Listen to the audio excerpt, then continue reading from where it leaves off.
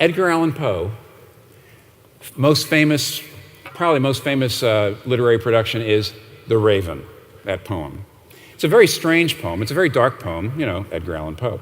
But it's about a man who is bereaved in a way because he's broken up with a woman named Lenore, I think her name is.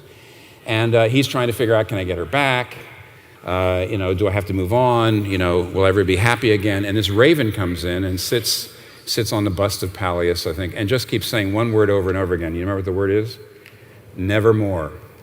And what that is? That is getting across with frightening pithiness what life is about, at least what it seems to be about, and that is the irreversibility of life. When things are gone, they're gone, and it's seemingly irretrievable.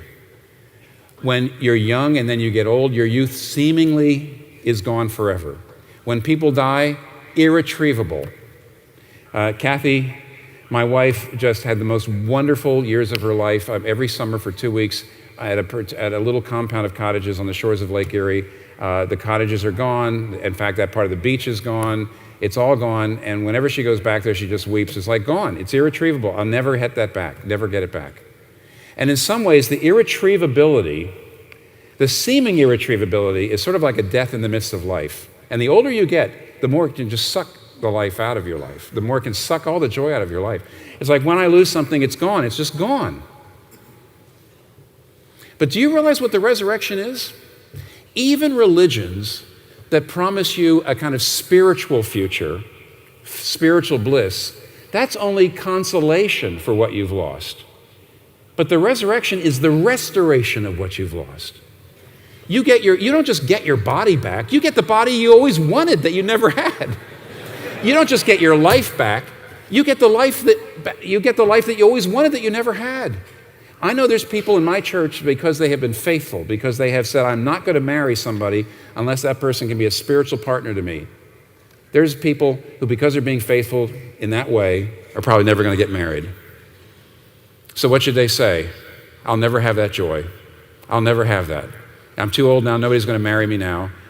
I've lost that. It's gone. You know what the resurrection is? Jesus Christ is walking proof that you will miss nothing. There's going to be a wedding feast. Real wine, real arms. It'll be your wedding feast. And what about those of you who've been sort of locked in bad marriages? And you're trying to keep it together, and you're probably never going to have the great experience. You see other people walking around with great marriages. You say, I guess I'm just never going to have that. It's irretrievable. My opportunity is irretrievably gone. No, the resurrection means you're going to miss nothing. Nothing. It's all coming in the future.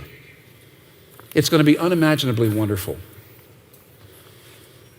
There is no religion, there is no faith, there's no philosophy. No one has ever offered the world this kind of future.